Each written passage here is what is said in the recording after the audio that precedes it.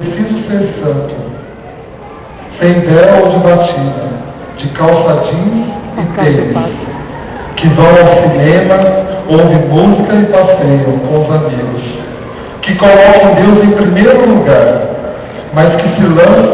lascam na faculdade, que tenham tempo todo dia para rezar e que saibam namorar natureza e castidade, ou consagrem sua castidade. Modernos, santos do século XXI, com uma espiritualidade inserida no nosso tempo, comprometidos com os povos e as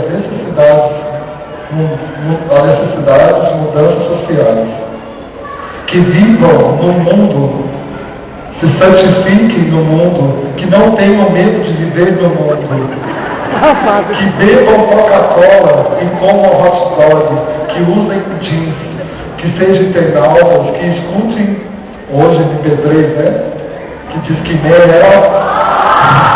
que amem apaixonadamente a Eucaristia e que não tenham vergonha de tomar um refri ou comer uma pizza no fim de semana com os amigos, que gostam de cinema, de teatro, de música, de dança, de esporte,